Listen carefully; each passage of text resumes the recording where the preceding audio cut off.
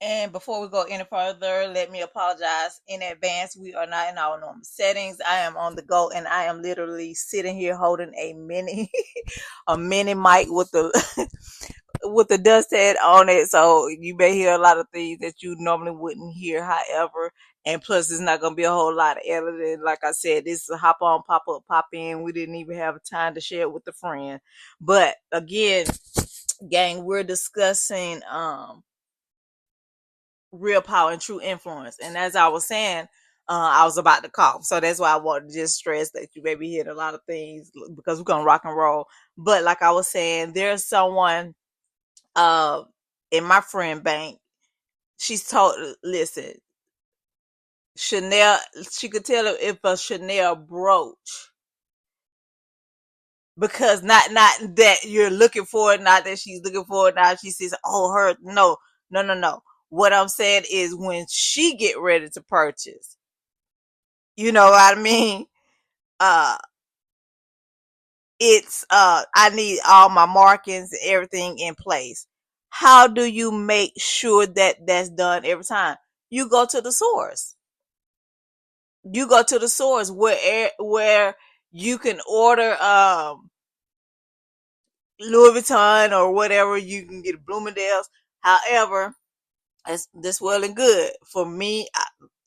I will shop online with it, but I like to just go in and get the feel. However, here's the thing, and what I'm getting ready to talk about, what we're getting ready to discuss again, real power and true influence.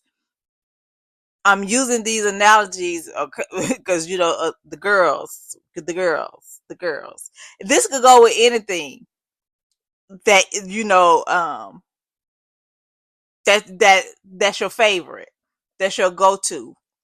I mean, this with food, anything is where there's a risk, it's gonna be a knockoff. It's gonna be, I don't even like to say alternative. No, it's gonna be a counterfeit. And as I was saying, like with the Louis Vuitton, I didn't have to train my girls in it. My two girls, listen, especially that baby. The oldest, my oldest, she got she got her own companies. She doing her thing. The baby doing her thing too. However, the reason why I'm mentioning her because she's still in the repertoire of, you know, I'm having to get, or that, where we're still taking care of her. She works and everything. However, when it comes to her brand loyalty, we have to be the buffer, if you want to say it. I asked her the other day. I said, "Where did you get this expensive taste from?" She was like, you, my dad, or whatever." And not only that, even with my nieces, they bring it up things that I didn't even know they was paying attention to.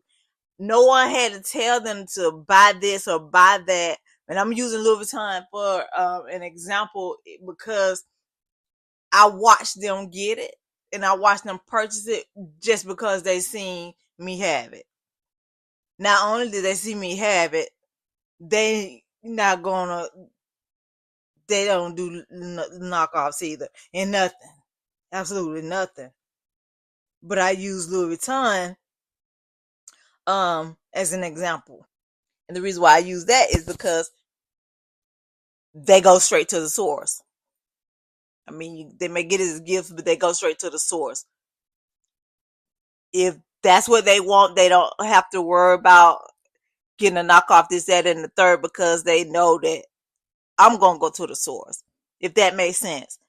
Those are material things. However, you see things could pick up generationally without you having to say, hey, do this and do that. I'm using the analogies as stuff as material things, so it'll stick, because we're about to go spiritual, and we're going to say in the natural, because what we say over here, we are spiritual beings in physical bodies, or natural bodies in the physical world, or natural world. Either way you want to say it, at the end of the day, we're spirits.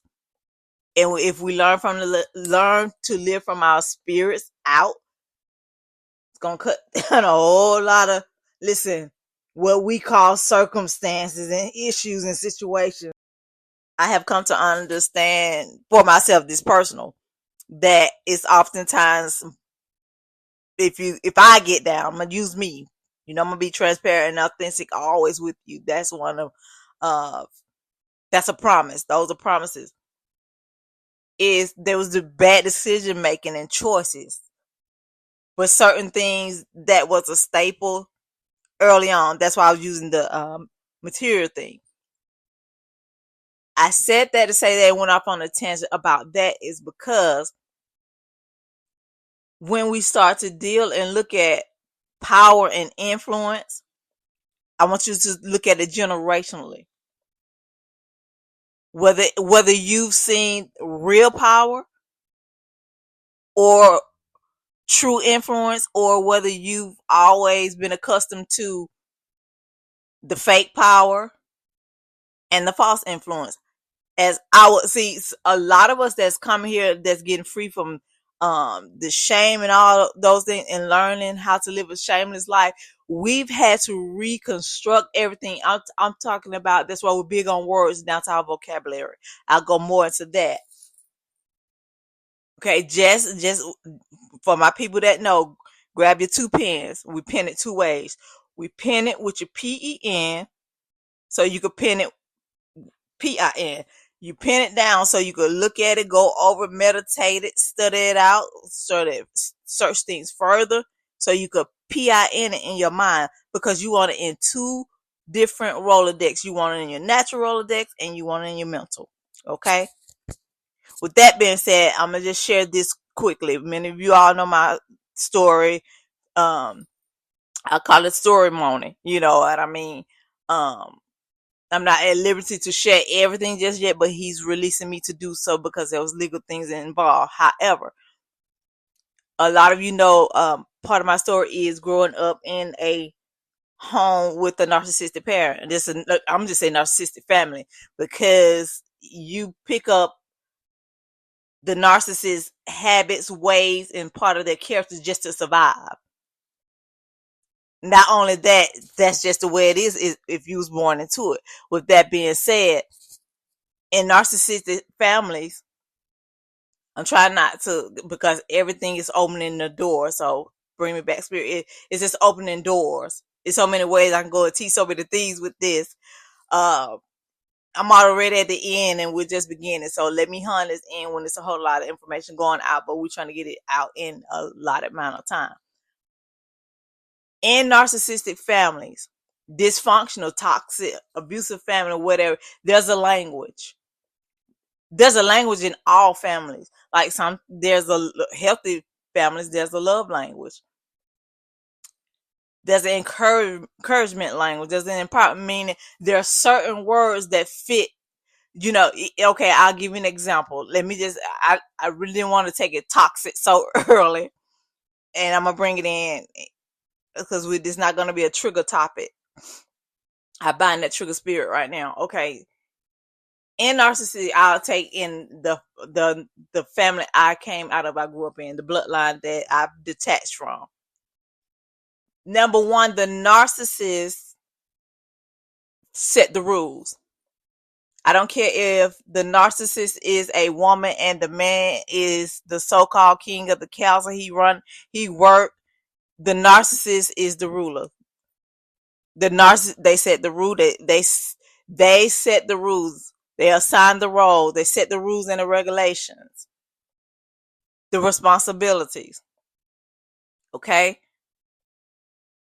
Their way, nowhere else. They set the protocol. Meaning, for example, they decide what's righteous. They decide what's right. They decide what's good, and this down to people. This is sadistic for me, but let me keep rolling. Therefore, in order to rule and condition, it has to be done with words first, because they have to see an action. With that being said, let's roll with this. And the family I came out of, the reason why I was saying that, to help you to paint a picture, they run the entire, I'm talking about They run the entire show. Children are just a detachment and an extension of them, okay? Everybody's a tool. You're not a child, you're not a spouse, you're not a family member, you're a tool to be used. That it is what it is. Tools come with instructions. Okay? They write the instruction manual. For instance, in the household, they say what's what? Again, what's righteous, what's right. All of those things require words. Okay? In the family I come from, let me give you a list of examples. And this is, like I said, I didn't know it was a name, but I knew something wasn't right early on. And I'm so grateful to my dad for teaching me to read at 3. I just love words. I just love words. And I'm so grateful he taught me to read out of the, you remember those books? They would be in the dentist's office. You know, that's when they came around selling the Encyclopedia Britannica door to door. And many of you know, I told you we had the best of everything materially. I'll say that. Um, the Bible stories. I'm so grateful. So I had a love for God early on and didn't know if that makes sense. Let me make a little more sense before I give you the rest of what I was saying. I was born into a church. I wish you could see my air quotes. Family church. I wish you could see how big those air quotes are. This thing is opening so many doors. Please, Father, bring me back. Okay. I said that to give you another picture within a picture within a picture so we can bring it in. You know, when you're born into something, it's a staple. That's just part of all you know, meaning you don't even remember when you started going to choir rehearsal. You don't remember when you started vacation Bible school. Any of those things. Here's the thing. Being that I could read early, and what I was saying, I had a love for God and didn't know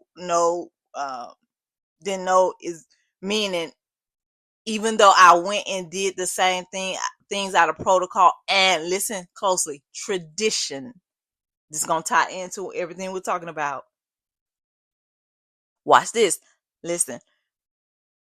Even though I went or along with the protocol because that's what you did at church. You did what the other kin people did, other people in the church that you saw. However, his thing. Being that I could read for myself, I read for myself. Meaning, because of the behavior of what I saw, and Lord knows, you know, I'm not perfect. You know, I share all my mess. That's why they hate us, because we share it, and we share it, make it aware of this, and show that we care. You get what I'm saying? So that's not what I'm saying. What I'm saying is this. I'm saying this because I'm going to bring it back to the narcissistic household. I'm saying this because I could read, and then I saw not only this, I'm using the church, the church that I went to as a child as an example. Not only just that church, just anything attached, I'm going to just say attached to, I'll say then, I could use the word religion then because that's what it was.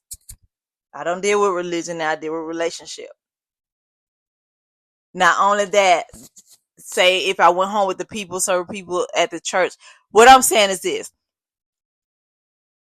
If whatever I saw that was contrary, I didn't take it upon and say God is not real, or you know, the behavior didn't make the word of God of no effect for me, if that made sense.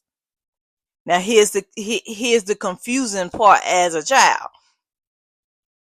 You're reading something that you know is right, and you seeing something that you know is wrong. Even though you know is right, the protocol, the traditions, the pressure to go along with. Imagine that's going on to well over into your teen years. Can you imagine your adult? It's going to be a struggle. The reason why I say that, listen, I'm speaking of me in the context of me. Watch this. Here's why. Because in the narcissistic home, it was the same thing. which made it pliable. But here's the thing: I read to my stay to myself and read.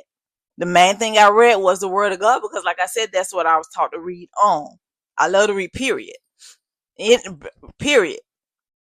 But here's what I'm saying about I was loving God before I knew is when I say that is because I did not know He loved me. Because see, we can only truly love Him when we know He first loved us. What I'm saying, I knew it was something. I knew what I was reading was real. However, here's the thing: being that I never saw saw the different manifestations of things, didn't even know what manifestations was. Didn't know what grace was. Didn't know what mercy was. What I'm saying is I know that the behavior of what was around me in the household and the outside. And I'm using those two things because those are the majority of the two things that was the biggest influence that I spent the most time in, that had the most adverse negative effect. Watch this. I knew that the power of God was real. I knew that the influence of God was real. However, the power and the influence that was around me was bigger. Now let's take it back to what I was talking about, the language of the house. In the narcissistic household that I came from, the bloodline, again, that I'm going to keep saying that so you can get that in your spirit. Because you don't have to stay in line with a malign bloodline. That's for somebody. So let me keep going before we go there. If someone, and this is up and now, I mean, I wouldn't know anything because I really haven't just like been in the physical spaces with the majority of the individual other than my babies. But it's still the same language because you could tell off of the behavior of the ones who still bound. Okay. If you are confident in the household that I came out of, they will call you arrogant. If you was sure of who you were, you self-awareness, and they couldn't put a wool over your eyes, you was known as such a much. If they couldn't borrow money from you, you said no to giving of your substance, you was called selfish, for yourself, self-centered. Here's the thing. Again, being that I can read, I love the word of God and I love the dictionary. Here's why I love the dictionary, because what I saw opposite from what I was seeing around me, I knew that it was wrong. I didn't know anything had a name. I didn't know anything about, listen, witchcrafts, bloodline, curses, any of those things. I just knew that what was around me wasn't right, basically. I'm not going to listen at me when I say this. And I say this in all my humbleness. Even if there wasn't a God, the things that go on in these households, they're so sadistic, twisted, and demonic to the point of the universal laws of the earth will take care of it. Okay? That's for somebody, because that's not even on my notes. Okay. I said that to say this. If I hear, even as a child, if I heard someone out of the household I came in call somebody arrogant, I knew what it meant. So I said that to say that those are just a few examples. That goes on and on and on and on and on and on. Again, the narcissist set the standard, which is so low their floor. You know how they say the sky's the limit, is breaking this glass ceiling. Listen, you stomping on a shattered floor. Okay. So I said that to say this. Whenever I heard someone say, they'll be on the phone or just in conversation, so and so is arrogant, where that made other people not like that person just like the narcissist, because that's what you're supposed to do. If they don't like them, you can't like them.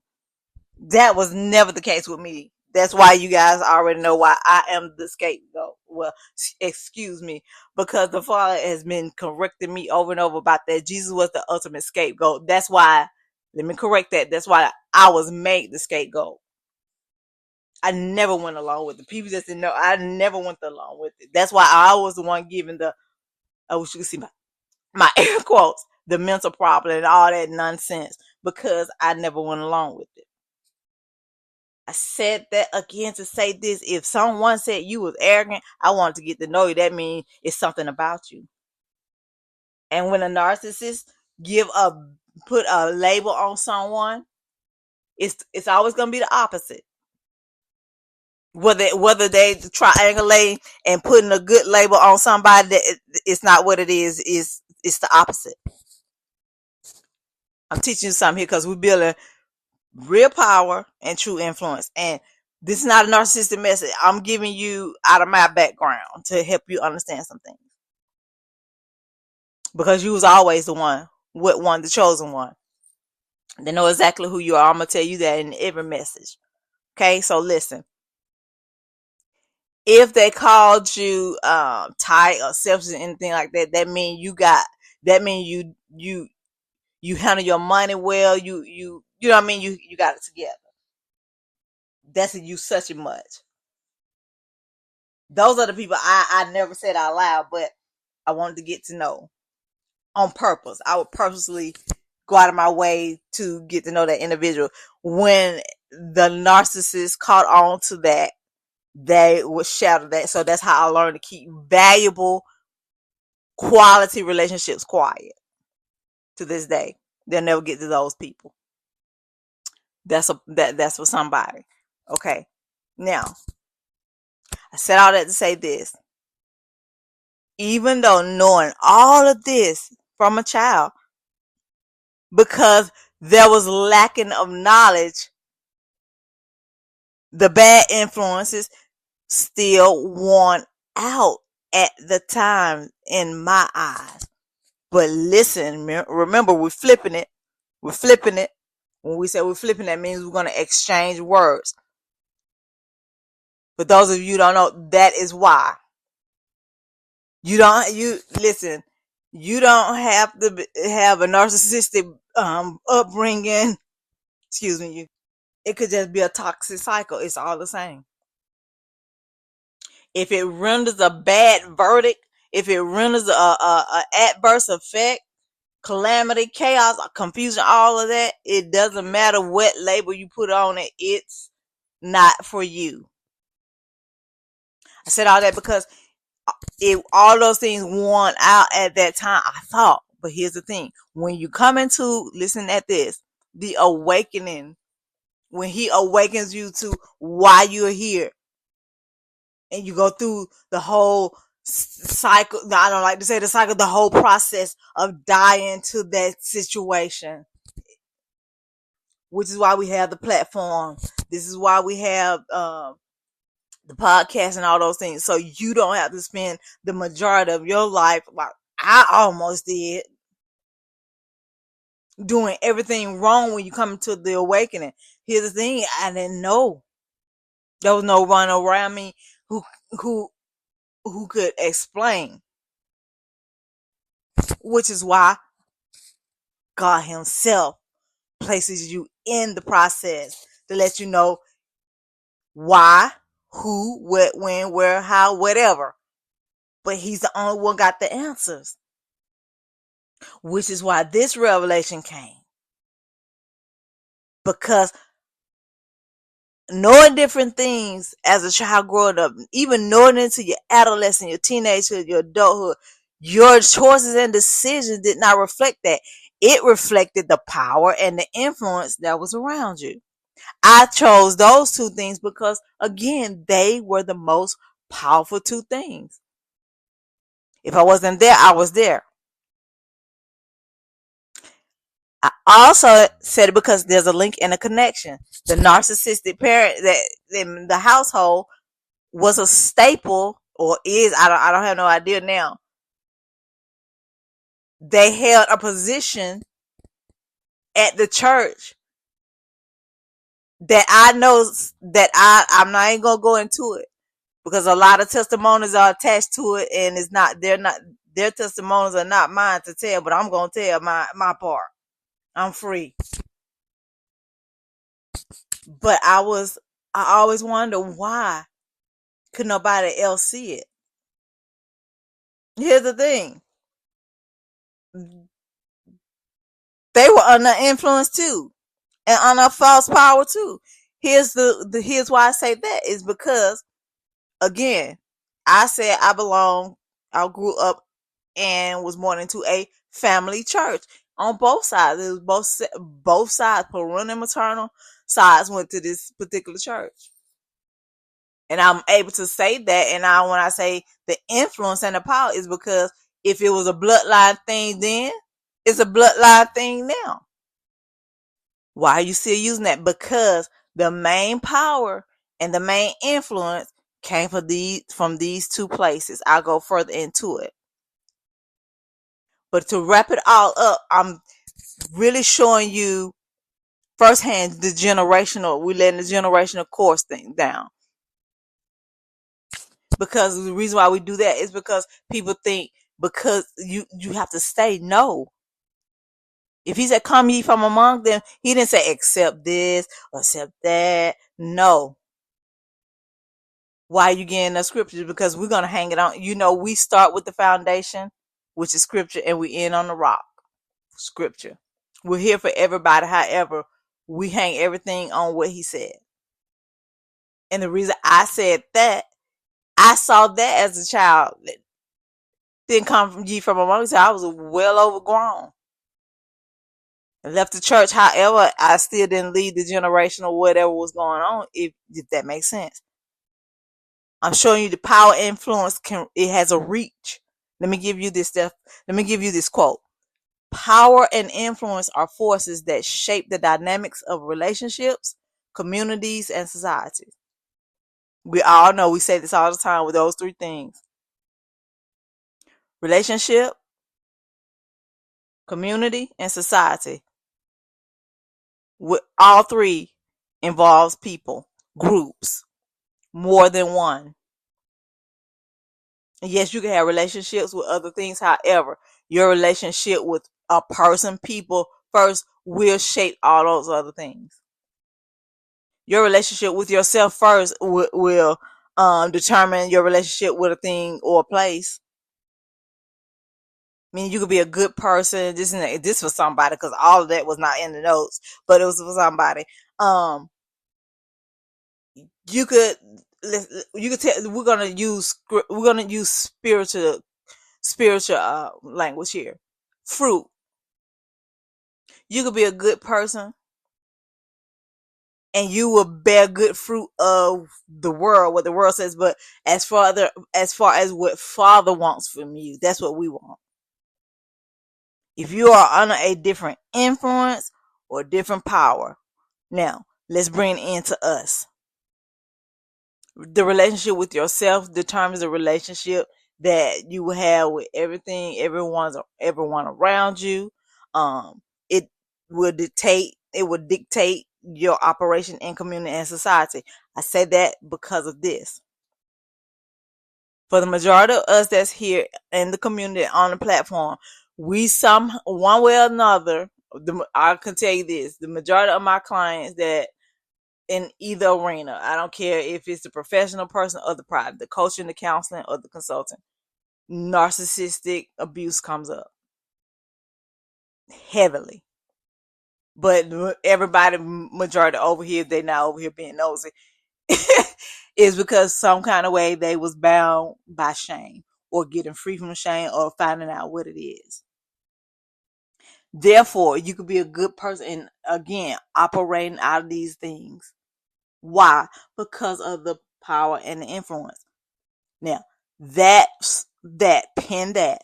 Let's bring in what we're going to talk about. Let me read that quote to you one more time. Power and influence are forces that shape the dynamics of relationships, communities, and societies. Okay? Now let's hang it. This is our hanging scripture.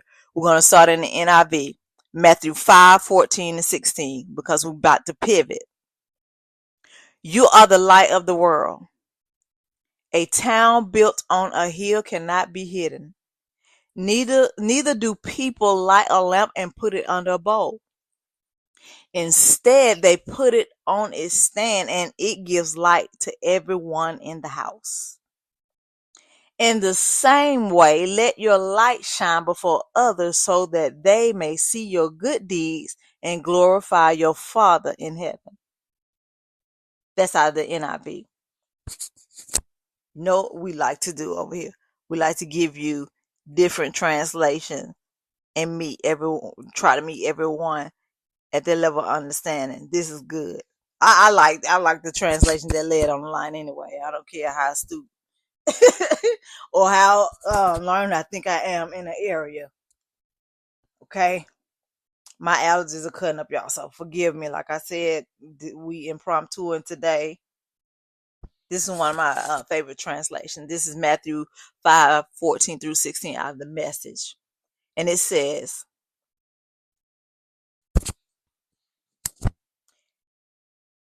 "You are here to be a light, bringing out the God colors in the world.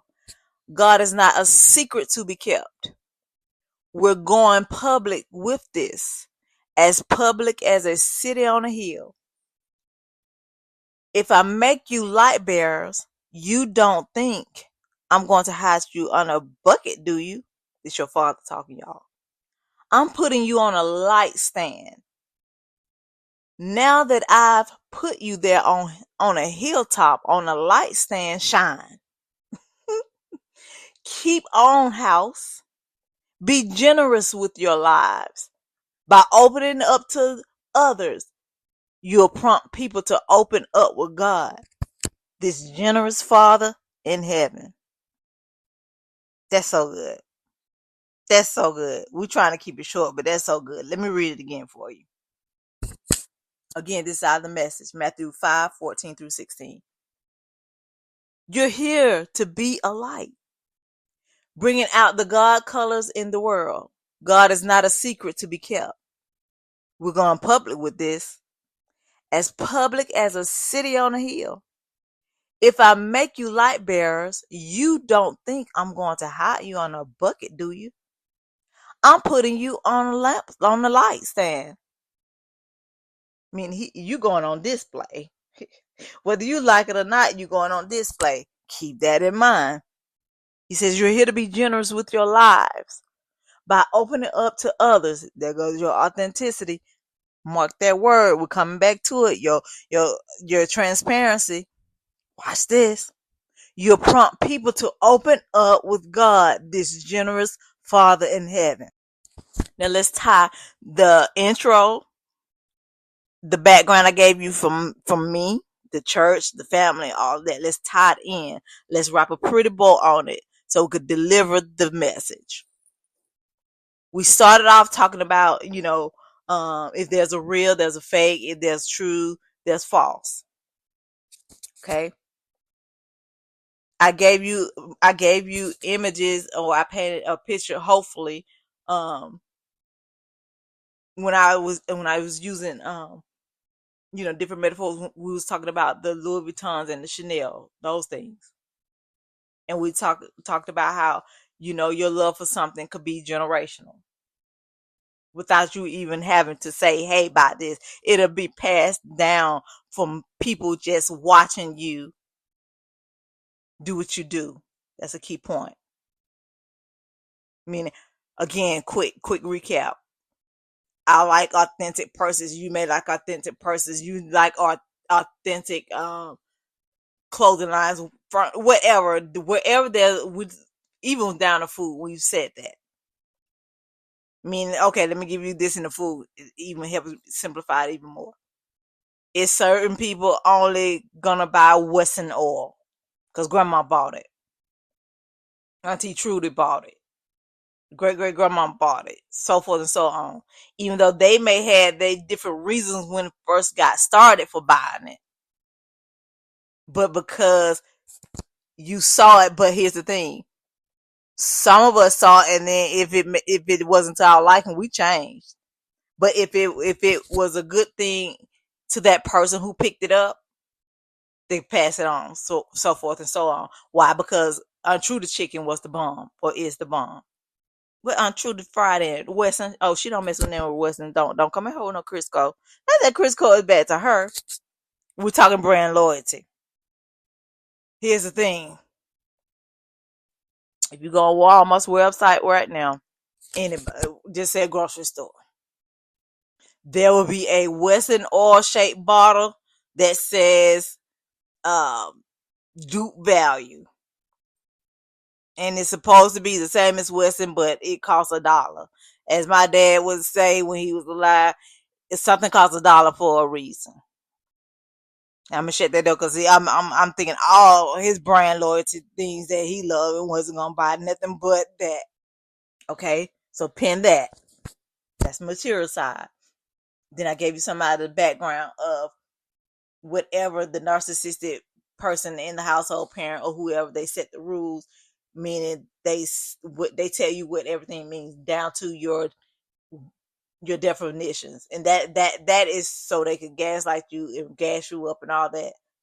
This is one I really wanted to get to, and I did it, and oh, this was a biggie, and they did trip me up with this. The word sacrifice. I'll go into that. If anybody heard that, I'll have you laughing on that sacrifice. I made a song out of I sacrifice. Oh yeah, I'll sing the song for you later. And it's not a sacrifice at all. What they was doing, they were supposed to do, or they will breadcrumb you and call it a sacrifice. I'll tell you how they got it, how they perfect that. That's why they get to decide what word means. They get to decide what love is. All to jack you up. And even though you know, like I gave you the example of me knowing how to read, it still was a jack up situation. It still came out with shame and this, that, and the third. Here's the thing. I said all that to say this. Let's tie it in. When you start looking back, when you start operating in who he called you to be, your purpose, you're gonna think back to these things. Like when I was preparing this, immediately I looked up. I saw the Louis Vuittons, and then some Louis Vuittons I get ready to ship off to my babies, for their birthdays and Christmas and things like that. I thought about that, the different things, right? And then I'm writing a book, and all this tied in. And I said at the time it looked like it won out. It looked like those influence what it is. Can I free you up before we move on? Let's tie it with this bow. It was all training. It was all training. That's why you couldn't die. That's why the witchcraft can't work on you. They still at it. It's never gonna work. Listen to me. Can't no witch, warlock, voodoo, wannabe, wizard, witch. It can't. Listen, it can't. He allow it to look like it's working so they could keep at it, because it has to go somewhere. A curse causes shall not land. It gotta land somewhere. It's not landing on you. There's a different set of rules for the chosen. I see. I said it's gonna be short, and all these doors and windows open up. Not these are poured out. It was all training. That's why I said I want to tell you this early on in your journey. That's why we're here, to cut down on your wilderness time. Listen, I had an exodus, an exit, out of little exile. Listen, any ex you could think of. When I tell you he had to put me back. Listen, I did everything so wrong because I didn't understand. I was clapping back, wanted to clap back. Listen, want to get my lick in, get my lick back. Can I free you up? I just want to get my lick back till I found out God hit harder. Please go ahead on and go through the process. Sit down. I'm saying right now, they're gonna try to alienate you, or they alienate you. It's really isolation. And I really like to say it like this: it's insulation. you're insulated with him, and he's gonna start pouring out, pouring in, downloading, uprooting, outrooting, because he said every tree he didn't plant gotta come out. That's the bow you want to tie on all that. Because any negative thing, when he said that he's gonna make it good, that's what he meant. He meant that thing. Now let's put it in the box before we deliver this message. When he said that he's gonna give you the years that the cankerworms and the palmer worms ate up, meaning he's gonna restore the waste that the years you think was wasted, lost, all those things. I'm trying not to cross. Listen, I was getting ready to say cross contaminate, but cross pollinate the messages, because I'm dealing with a message over on our 501c3 in the Zoe and Me group. We're talking about parental alienation. You miss years there, and dealing with that. So I'm trying not to cross pollinate the message, but however that came immediate to my mind, my spirit. Just put it in the box and deliver it. Those are the years he's gonna turn and flip it into training. You saw that? Trouble training. You see what I mean when I took you back to the childhood of they decide what the definition is. But my love for authentic things, even though I wasn't able to be my authentic self, I used the outlet of purchasing authentic things to settle that. I told you I was going to bring it all in for you. He's going to show you the different things of the why. This is why you didn't fit in. This is why that didn't work. This is why when you tried to do it, it failed. In your eyes, it failed, but he shut it down. Listen, when I came into the knowledge of what narcissism was, listen, anybody know me for real, I could brand you in a second. That's one of my giftings. And here's the thing, your gift works. Your gift works regardless. I've shared this before when I was battling an addiction. And I'm going to switch the words off of that. In the counseling, I switch words for that. I like to say when I was training for recovery. Yeah. But for everybody to understand, when I was struggling with an addiction, I could be high out of my mind and still do my job. It's just I thought I could do more than I could, which resulted in me not getting anything done. I could be, and you could be too, if you just look at it. I'm giving you something to look at, because we're talking about real power and true influence. People, when I was at my lowest, others know your gifts work regardless too. Same people I was talking about in the church, they called me, got something from me, and hopped right back on my smear campaign train. They was the biggest supporters in my smear campaign and my on the slander train. They bought first class tickets. They called and got something for their business, and because of my love, and listen, this is after the fact that I knew what they was doing to me, but because of the gift and the love, I just shot something off to him. Then later on, I got angry about it. God said, let him have it. I even got the trademark to what I gave him. He said, you better not. I was gonna fully go through with everything. No, I said that to say this. I had so much stuff, so much content, so much brand. Listen, website, domains, whatever you name it, even podcasts, books, everything. Oh, I was rhyming, going off. It was so worldly, and then I would slap a label God on what I'm saying about that. I had so much stuff geared to it where I was, watch this, professionally clapping back at them with my gifts. Launched it, God shut it down. I'm talking about this happened over and over. I have thousands of dollars and thousands of hours that I spent clapping back professionally. He allowed me to do it and shut it down. Here's why. I got that same material, but I got a different spirit. I got a different mind. I got a different life. I'm in a whole new bloodline that he allowed me to create. I ain't got time for that. I care less. Only time I talk about it now is when I am teaching, when I am coaching, counseling, consulting. And you will have to been through that. Of course, I give it to you because it's part of my background. And again, a lot of you here relate to that. We're talking about the lost years, we think. Trouble training. What was calamity, what they call, listen, what they meant for evil, God meant it for your education.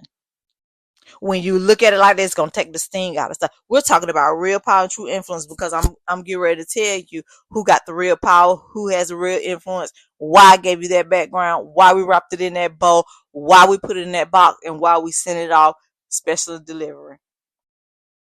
You are the light carrier. I'm gonna put it out front, in the book or in the movies. They show you who the killer is or who did what in the beginning. Excuse me. Before the conflict jumps off, they show you the characters who they foreshadow. They basically give you the goods before it get good. So let me give you this. Let's foreshadow. You are the real power and the true influence. That's why you were singled out, because of your light. You heard what your daddy said. And if you was chosen even in your foolishness, even in your degradation, again, I told you I will be high out of my mind. That's when he spoke to me the most, because if he didn't speak to me, I would still be laying on the floor high out of my mind. Listen, this is why you a target. You may still be the target. But the reason why I'm telling you this is because you wouldn't be the target if you wasn't the one with the real power or the true influence. They target you because you influence people without saying a word. I don't care what it is. It could be in material things. People are watching you and you don't